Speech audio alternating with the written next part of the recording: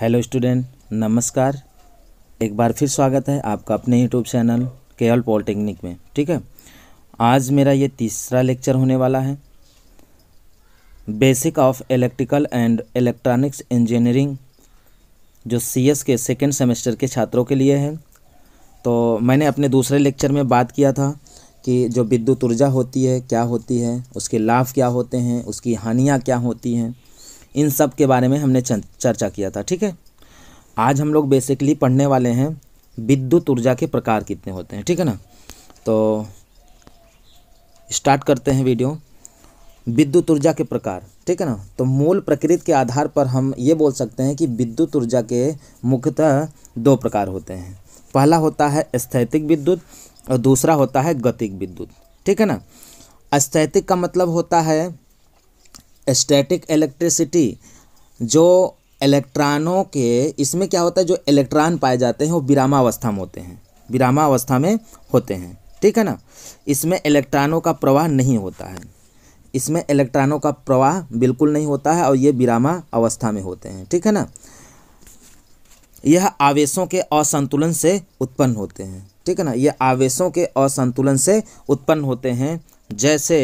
जैसे आपका हो गया दो पदार्थों के घर्षण से उत्पन्न विद्युत, यानी दो पदार्थ को अगर हम घर्षण करेंगे, उनको घिसेंगे, ठीक है ना, तो घिसने से उसके अंदर जो इलेक्ट्रिसिटी उत्पन्न होगी ना, वही स्टैटिक इलेक्ट्रिसिटी कहलाएगी। ठीक है ना। इसमें आवेश एक स्थान से दूसरे स्थान तक नहीं जाते हैं। ठीक है ना। अब इसमें क्या है ना, स्थैतिक विद्युत हमें नहीं पढ़ना है, बस इसके बारे में इतना आप लोग लिख लीजिएगा। ठीक है ना। बाकी एक्सप्लेन करके हमें पढ़ना है गतिक विद्युत, जिसे हम बोलते हैं डायनामिक इलेक्ट्रिसिटी बोलते हैं। इसी के बारे में हमें बेसिक रूप से पढ़ना है। ठीक, अब आगे देखते हैं हम। हमारा दूसरा है डायनामिक इलेक्ट्रिसिटी। इसका मतलब ये होता है ना कि इसमें जो इलेक्ट्रॉन होते हैं, इनका जो प्रवाह होता है, ठीक है ना, तो जब इनका प्रवाह होता है, ये एक स्थान से दूसरे स्थान तक जाते हैं, तब जाके हमारा डायनामिक इलेक्ट्रिसिटी उत्पन्न होता है। तो हम ये बोल सकते हैं कि यह विद्युत इलेक्ट्रॉन के ऊर्जा प्रवाह के द्वारा उत्पन्न होती है। इसमें इलेक्ट्रॉन चल अवस्था में होते हैं। चल अवस्था का मतलब ये होता है कि एक स्थान से दूसरे स्थान तक चल के पहुंच जाते हैं। ठीक है ना, यानी एक स्थान से दूसरे स्थान तक क्या करते हैं, ये गति करते हैं। ठीक है ना। अब इसमें देखते हैं गतिक विद्युत। ठीक है ना, डायनेमिक विद्युत, ये कितने प्रकार के होते हैं? ये अब दो प्रकार के होते हैं। पहला होता है एसी, जिसे हम बोलते हैं प्रत्यावर्ती धारा। क्या बोलते हैं? प्रत्यावर्ती धारा बोलते हैं। ठीक है ना, प्रत्यावर्ती धारा बोलते हैं एसी को। ठीक है ना। Alternating current, alternating current. और डीसी दूसरा हमारा है, पहला ये है हमारा, दूसरा ये है।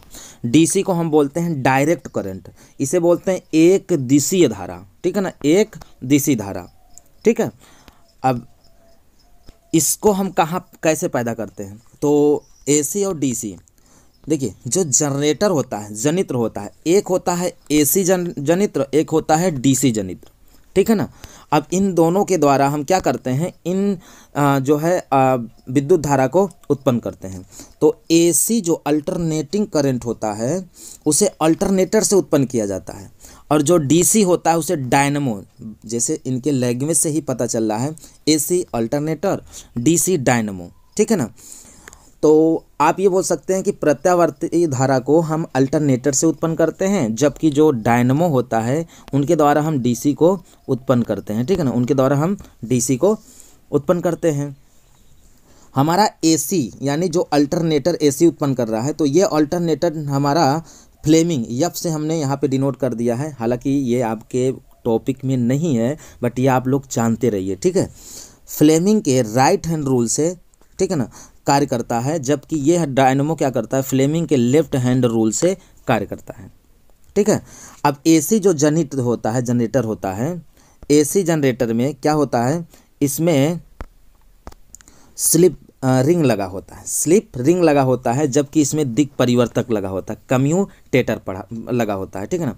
हालांकि आप अभी स्लिप रिंग आपको समझ में नहीं आ रहा होगा, दिक् परिवर्तन नहीं समझ में आ रहा होगा, आपको ये नहीं पढ़ना। ठीक, बस आप ये जानते रहिए। ठीक, और इसमें भी कार्बन ब्रुश लगा होता है, इसमें भी कार्बन ब्रुश लगा होता है।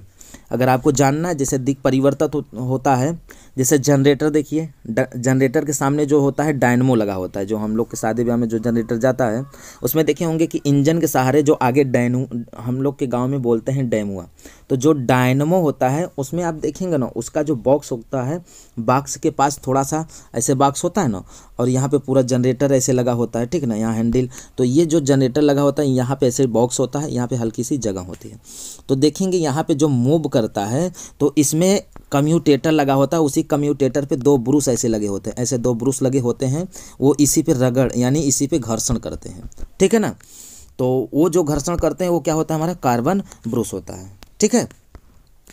अब इसमें आगे देखते हैं, देखिए जो एसी होता है, एसी में न्यूट्रल और क्या होता है, फेज होता है, और जबकि डीसी में प्लस और माइनस होता है, ठीक है ना, डीसी में न्यूट्रल फेज नहीं होता है, ठीक।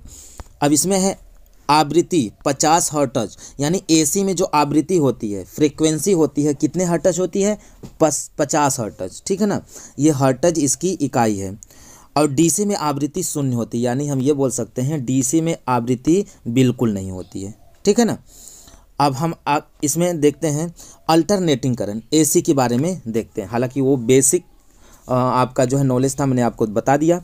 अब अल्टरनेटिंग करंट किसे कहते हैं, यानी एसी किसे कहते हैं, तो ध्यान से देखिए, जो अल्टरनेटिंग करंट होता है, जिस धारा की दिशा एवं मान एक निश्चित दर पर परिवर्तन होता रहता है वही एसी करंट कहलाता है, ठीक है ना, एसी कहलाता है, एसी कहलाता है। या आप यहाँ से देखिए, एसी समय समय पर दिशा बदलता रहता है, अर्थात एसी में वोल्टेज तथा धारा का मान समय के अनुसार बदलता रहता है, ठीक है ना, और यह प्रत्यावर्तक के द्वारा उत्पन्न की जा सकती है, प्रत्यावर्तक के द्वारा, मैंने आपको पहले ही बता दिया, ठीक है ना, अल्टरनेटर के द्वारा उत्पन्न किया जाता है, ठीक है। अब यहाँ पे देखते हैं, ये बहुत इंपॉर्टेंट है, ये आपका एसी वेव फॉर्म, ठीक है ना, एसी वेव फॉर्म के बारे में हम ये देखते हैं, इसका मतलब होता है एसी की तरंग कैसी होती है, ठीक है ना, एसी की तरंग कैसी होती है उसके बारे में थोड़ा सा देख लेते हैं, ठीक है। एसी का वेव फॉर्म किसी भी प्रकार हो सकती है, अर्थात ये स्क्वायर भी हो सकती है, साइन के रूप में हो सकती है, ट्रेंगुलर हो सकती है, आदि किसी भी प्रकार हो सकती है। इसका मतलब समझ रहे हैं, ये जैसे आप देखे होंगे, आगे देखिएगा, इसमें सामान्यतः विद्युत में साइन वेव का प्रयोग, सामान्यतः विद्युत इंजीनियरिंग में साइन वेव के रूप में इसका क्या किया जाता है, प्रयोग किया जाता है, साइन वेव। अब इसके बारे में थोड़ा सा देख लीजिए, जो एसी होता है, एसी में जो साइन वेव होता है ना, वो क्या करता है कि वोल्टता के कला कोणों के ज्यामान मतलब साइन वैल्यू का समय अक्ष पर तैयार किया गया वक्र ही क्या कहलाता है, ज्या वक्र कहलाता है। मतलब हम ये बोल सकते हैं कि जो साइन वेव के रूप में जो हम कला कोण को दिखा देते हैं वही हमारा क्या कहलाता है, साइन वेव कहलाता है, ठीक है ना। ये हमारा साइन वेव है, देख रहे हैं, ये साइन वेव है, ठीक है। इसी तरह हमारा क्या करता है, एसी चलता है वोल्टता तथा धारा के लिए, ठीक है ना। अब यहाँ पे थोड़ा सा देखिएगा, जैसे देखिए हमने यहाँ पे V यानी वोल्टेज के लिए दिखाया है V, और यहाँ पे T है, ठीक है ना। मैंने बताया ना कि समय के साथ साथ वोल्टेज और धारा का मान क्या होता है, बदलता रहता है, तो मैं धारा यानी करंट के लिए नहीं बता रहा हूँ, ठीक है, मैं यहाँ आपको बता रहा हूँ वोल्टेज के लिए, ठीक है। तो मैंने यहाँ लिख दिया है वोल्टता या धारा, ठीक है ना। अब देखिए, ये जो इतना आपका तरंग दिख रहा है ये होता है प्लस, यानी आपका प्लस होता है, और ये होता है माइनस, ये होता है माइनस। कहने का मतलब ये है कि आप ये बोल सकते हैं कि जो प्रत्यावर्ती धारा होती है ना, वो एक तरंग पूरा करने में, एक तरंग आपका यहाँ पूरा होगा, यहाँ से जाएगा फिर यहाँ जाके यहाँ पूरा होगा, ठीक है ना, यहाँ जाके एक चक्र पूरा होगा, जिसे साइकिल बोलते हैं, एक चक्र पूरा होगा। कहने का मतलब ये है कि जब हमारा तरंग यहाँ से यहाँ तक आएगी तब जाके हमारा एक साइकिल पूरा होगा, एक चक्र पूरा होगा, ठीक है ना। और आपको याद रखना होगा कि मतलब आप ये जानते रहिए कि प्रत्येक राशि जो होती है ना, अपने एक चक्र में 2 बार शून्य से गुजरती है। तो देखिए कैसे गुजरती है, कहाँ से, देखिए जब यहाँ से निकलेगी यहाँ पहुँचेगी तो यहाँ पे शून्य हो जाएगी, शून्य से ये माइनस की तरफ जाएगी, फिर यहाँ पे एक बार शून्य होगी, उसके बाद ही फिर प्लस की दिशा में जाएगी, ठीक है ना। अब यहाँ पे देखिए ये जो अधिकतम, ये जितनी इसकी ये अधिकतम मान है, इसी मान को हम बोलते हैं आपका एम्पलीट्यूड बोलते हैं, एम्पलीट्यूड बोलते हैं, जिसे हम हिंदी में बोलते हैं आयाम। ठीक है ना, क्या बोलते हैं? आयाम बोलते हैं। आयाम क्या होता है? प्रत्यावर्ती विद्युत धारा अथवा वोल्टता का धन तथा ऋण यानी पॉजिटिव एवं नेगेटिव दिशा में अपने अक्ष से अधिकतम मान तक की दूरी को क्या बोलते हैं? आयाम बोलते हैं। नहीं समझ में आया? ऐसे समझिए, जैसे ये प्लस की दिशा में जितना दूरी तक, यानी जितना दूरी तक, जैसे यहाँ तक गया, जितनी दूरी तक ये फैला रहेगा, और माइनस की दिशा में ये जितनी दूरी तक इसका, यानी ये अक्ष है हमारा, ये क्या हमारा हो गया? ये अक्ष हो गया। इस अक्ष से ये जितनी दूरी तक जाएगा वही हमारा एम्पलीट्यूड कहलाएगा, आयाम कहलाएगा। ठीक है ना, यानी ये हमारी टोटल क्या कहलाएगी? आयाम कहलाएगी। ओके, अब आगे देखते हैं। अब देखिए, एक सेकेंड में पूर्ण किए गए संख्या को यफ कहते हैं। यफ का मतलब होता है फ्रीक्वेंसी। ठीक है ना, यानी एक सेकेंड में ये जितना चक्कर मारेगा, ठीक है ना, ये जितना चक्कर मार लेगा वही उसकी क्या कहलाएगी? फ्रीक्वेंसी कहलाएगी। ठीक है ना। आवृत्ति, आवृत्ति का मात्रक होता है हर्ट्ज। ठीक है ना, और भारत में जो फ्रीक्वेंसी होती है, आवृत्ति होती है, वो होती है 50 हर्ट्ज। ठीक है ना, भारत में फ्रीक्वेंसी 50 हर्ट्ज होती है, और विदेशों में जैसे ब्रिटिश में भी 50 हर्ट्ज होती है, बट अमेरिका में 60 हर्ट्ज मानी जाती है। ठीक है ना, 60 हर्ट्ज ली जाती है। अब अगला है, एक संपूर्ण चक्र को पूरा होने में लगा समय टी कहलाता है। टी क्या है? आवर्तकाल। ठीक है ना। अब यहाँ पे देखिए, इसमें देखिए साइन वेव में देखिए, जैसे एक संपूर्ण चक्र को पूरा होने में लगा समय, यहाँ पे मैंने टी दिखाया हुआ है, यानी एक सेकेंड में। ठीक है ना, यानी कहने का मतलब है एक चक्कर जितने समय में पूरा होगा, ये एक चक्कर कहाँ तक हो रहा है? यहाँ तक हो रहा है। देखिए मैंने यहाँ दिखाया ना, ये साइकिल है। ठीक है ना, ये साइकिल है, तो ये यहाँ से इसका एक चक्कर है। ठीक है ना, ये एक चक्कर है, तो यानी देखिए यहाँ से यहाँ तक जाएगा, इसका एक चक्कर होगा, तो इसी एक चक्र में जितना टाइम टी लेगा वही उसका क्या कहलाएगा? आवर्तकाल कहलाएगा। ठीक है ना। और आपको पता है कि फ्रीक्वेंसी बराबर क्या होती है? फ्रीक्वेंसी बराबर होती है 1/t होती है। ठीक है, अब अगला देखते हैं। देखिए, स्क्वायर वेव का प्रयोग प्रायः डिजिटल एवं स्विचिंग इलेक्ट्रॉनिक्स में किया जाता है। अभी मैंने आपको बताया कि जो हमारा विद्युत होता है, इलेक्ट्रिकल इंजीनियरिंग जो होता है, उसमें हमारा जो करंट होता है, यानी एसी जो होता है, उसका जो तरंग होता है, यानी उसका जो वेव फॉर्म होता है, वो इस तरह होता है। ठीक है ना, वो इस तरह होता है, जबकि इलेक्ट्रॉनिक्स डिवाइसों के लिए वो तरंग इस तरह हो जाता है। ठीक है ना, इसे हम बोलते हैं स्क्वायर वेव। ठीक है ना, स्क्वायर वेव के रूप में होता है। यहाँ पे देखो, जैसे मैंने यहाँ पे वोल्टेज, यहाँ प्लस वोल्टेज दिखाया है, यहाँ माइनस वोल्ट दिखाया है, तो कहने का मतलब ये जो इतनी दूरी होगी ये हमारा प्लस वी होगा, और ये हमारा जो इतनी दूरी होगी ये माइनस वी होगा। ठीक है ना, और एक बार यहाँ जीरो होगा, एक बार यहाँ जीरो होगा, यानी यहाँ से लेके जब यहाँ तक जाएगी तो यही हमारा एक चक्र कहलाएगा। और हमने बताया आपको कि एक चक्र पूरा होने में, बहुत इंपॉर्टेंट है ये, एक चक्र पूरा होने पे चाहे वोल्टेज हो चाहे धारा हो, वो एक चक्र पूरा होने पर 2 बार शून्य अवस्था से होकर गुजरती है। ठीक है ना। अब आप यहाँ पे देखिए साइन वेव का विवरण, यानी जो साइन वेव का जो सूत्र होता है, ये इम्पोर्टेंट है आपका। इसमें देखिएगा ये इसका सूत्र क्या होता है। यहाँ पे देखिए दिया है V बराबर Vm, यानी मैक्सिमम वोल्टेज, यम का मैक्सिमम, V से वोल्टेज, मैक्सिमम वोल्टेज, यहाँ पे फिर sine into 2πft plus phi, इसे हम बोलते हैं फाई बोलते हैं। ठीक है ना, क्या बोलते हैं इसे? हम फाई बोलते हैं। अब इसमें इन लोगों का काम क्या है, ये लोग करते क्या हैं? जैसे तात्क्षणिक वोल्टेज, यानी VT को हम क्या बोलते हैं? तात्क्षणिक वोल्टेज बोलते हैं। क्या बोलते हैं? तात्क्षणिक वोल्टेज बोलते हैं। तात्क्षणिक वोल्टेज का मतलब क्या होता है?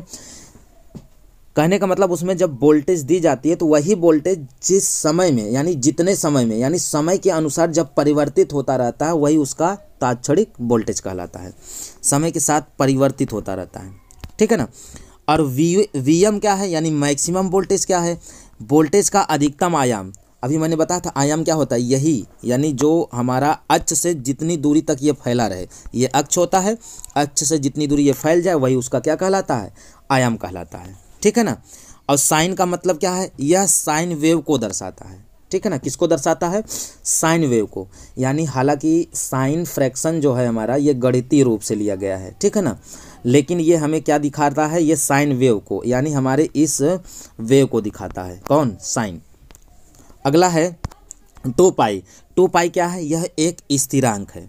स्थिरांक का मतलब ये है ना, जो यफ के को कोण में बदलता है। कहने का मतलब ये है कि जो 2 पाई होता है यह फ्रीक्वेंसी यफ को किस में बदलता है, यफ को रेडियन कोण में परिवर्तित कर देता है। ठीक है ना। अब अगला है हमारा यफ, आवृत्ति। आप आवृत्ति को जान ही रहे हैं, ठीक है ना। यफ का मतलब हो गया आवृत्ति, इसका मात्रक क्या होता है जी, हर्ट्ज होता है। ठीक है। अगला है टी। टी हो गया समय। समय का मतलब है कि जो वोल्टेज और धारा है वो समय के साथ क्या होता रहता है, परिवर्तित होता रहता है। ठीक है ना। और अगला हमारा है फाई। फाई क्या होता है, साइन वेव की कला होती है। कला मतलब फेज, कहते नहीं, एक फेज में, 2 फेज में, एक फेज में कितना वोल्टेज आ रहा है, दूसरे फेज में कितना वोल्टेज आ रहा है, तीसरे फेज में कितना वोल्टेज आ रहा है। ठीक है ना। आप देखे होंगे सामान्यतः ट्रांसफार्मर से जो लाइट आई रहती है, एक होता है आर होता है, दूसरा वाई होता है, तीसरा क्या होता है बी। पहला फेज, दूसरा फेज और तीसरा फेज। तो ये फाई क्या दिखाता है कि ये फेज को प्रदर्शित करता है। ठीक है ना। और यह कला वेवफॉर्म जो होता है समय के साथ क्या करता रहता है, उनकी दूरी को दिखाता रहता है। ठीक है ना। अगला है हमारा एसी का प्रयोग। अब आप ध्यान से देखिएगा, आप यहाँ पे एक बात और ध्यान दीजिएगा, जो ये मैं टॉपिक पढ़ा रहा हूँ ना, ये 5 नंबर का एक क्वेश्चन इसके बारे में पूछा जाता है 100%। ये इस चैप्टर का मतलब ये मान लीजिए इसके बाद एक और टॉपिक है, वो है हमारा डीसी, डायरेक्ट करंट। उसके बाद इसमें ये हमारा चैप्टर ख़त्म हो जाएगा, तो इससे क्वेश्चन पूछता है, पूछेगा विद्युत ऊर्जा क्या होती है, उनका अनुप्रयोग बताइए। ठीक है ना। और दूसरा क्वेश्चन पूछ सकता है एसी क्या है। ठीक है ना। तीसरा पूछ सकता है डीसी क्या है, इसके बारे में विस्तार से समझाइए तथा इसके तरंग वेवफॉर्म को दिखाइए। और एसी के बारे में पूछेगा कि बोलेगा एसी के वेवफॉर्म को दिखाइए और समझाइए। ठीक है ना। और तीसरा इम्पोर्टेंट क्वेश्चन है एसी व डीसी में अंतर बताइए। एसी और डीसी में क्या अंतर होता है उसके बारे में आप स्पष्ट कीजिए या उसके बारे में बताइए। तो अभी हम जब एसी डीसी पढ़ा लेंगे तब आपको हम आगे इन दोनों के बीच में अंतर बताएंगे। ठीक है ना। लास्ट हेडिंग है कि एसी का प्रयोग हम कहाँ कहाँ करते हैं। ठीक है ना। एसी का उपयोग कहाँ पे किया जाता है, कहाँ पे होता है। तो ध्यान दीजिएगा, एसी का प्रयोग सभी घरों एवं कार्यालयों में होता है। बिना एसी का हम मोटर, कूलर, फ्रिज, कोई भी ऐसी चीज़ें नहीं चला सकते हैं जो हमारा इलेक्ट्रिक से चलता है। ठीक है ना। यानी एसी से चलने वाली जो भी चीज़ें हैं वो हमारे जैसे घर में पंखे हो गए, टीवी हो गए, ये सब क्या होती हैं, एसी से चलती हैं। ठीक है ना। तो एसी का हम वहाँ पे इस्तेमाल करते हैं। एसी को बनाना एवं संचरण करना आसान है। कहने का मतलब है डीसी की अपेक्षा एसी को बनाना आसान है और इनको आसानी से हम क्या कर सकते हैं, संचरित कर सकते हैं, एक स्थान से दूसरे स्थान तक क्या कर सकते हैं, भेज सकते हैं। ठीक है। डीसी स्टोर किया जा सकता है बट एसी को स्टोर नहीं किया जा सकता। यहाँ पे संचरण का मतलब है ट्रांसमिशन और डिस्ट्रीब्यूशन से है कि हम कहाँ तक उसको ट्रांसमिट कर सकते हैं, कहाँ उसको वितरित कर सकते हैं। ठीक है ना। अगला है इसमें कम ऊर्जा की हानि होती है। इस कहने का मतलब है इसमें ऊर्जा की हानि बहुत कम होती है। एसी को ट्रांसफार्मर, देखो टी और ऑब्लिक करके एफ है, तो इसका मतलब होता है ट्रांसफार्मर की सहायता से निम्न वोल्टता से उच्च वोल्टता तक किया जा सकता है। जैसे कहने का मतलब है आप देखे होंगे हमारे गांव में 11 केवी का ट्रांसफार्मर होता है, तो 11 केवी हमें क्या कर देता है, 440 वोल्टेज में कन्वर्ट करके दे देता है। और कहीं कहीं देखे होंगे 132 केवी का रहता है, 132 केवी वोल्टेज यानी 132 किलो वोल्टेज। ठीक है ना। तो 132 किलो वोल्टेज को हम क्या करते हैं, इसको हम ट्रांसफार्मर की सहायता से क्या करते हैं कि इसको कम कर देते हैं। यानी उच्च रहेगा तो निम्न कर सकते हैं ट्रांसफार्मर की सहायता से, और निम्न रहेगा तो उच्च भी कर सकते हैं। यही इसका फ़ायदा है। और एक सबसे बड़ी बात यह है, जो AC होता है और जो DC होता है, जो DC होता है अगर हम इसको एक स्थान से दूसरे स्थान ले जाएंगे ना, तो इसका हम स्टेप डाउन स्टेप अप नहीं कर सकते। यानी AC को अगर हम 11 kV पर इस्तेमाल करेंगे तो इसे ट्रांसफार्मर के द्वारा 11 से 440 नहीं कर सकते। जितना देंगे उतना ही हमको मिलेगा, उसे हम घटा बढ़ा नहीं सकते। जबकि AC को हम घटा बढ़ा सकते हैं, कम बेसी कर सकते हैं, लेकिन DC को नहीं कर सकते हैं, क्योंकि DC जो होता है ट्रांसफार्मर DC पे वर्क नहीं करता है। अगर हम ट्रांसफार्मर को DC से कनेक्ट भी कर देंगे तो हमारे ट्रांसफार्मर की जो बाइंडिंग होगी वो हमारी बाइंडिंग क्या हो जाएगी, नष्ट हो जाएगी, ठीक है ना। और DC को हम स्टोर कर सकते हैं, जैसे बैटरी हो गया, सेल हो गया, इसमें हम स्टोर कर सकते हैं। और स्टोर करने के बाद हम उसको क्या करते हैं कि इन्वर्टर के सहारे उसे हम किस में, AC में कन्वर्ट कर देंगे। लेकिन AC को हम स्टोर इकट्ठा करके रख नहीं सकते हैं, ठीक है ना। तो आज के लिए बस इतना ही स्टूडेंट। अब अगला टॉपिक होगा जो हमारा लेक्चर 4 होगा, उसमें हमारा टॉपिक होगा DC, ठीक है ना। DC यानी डायरेक्ट करंट, इसके बारे में हम पढ़ेंगे, ठीक है ना। तो हम मिलते हैं नेक्स्ट वीडियो में, ठीक है ना।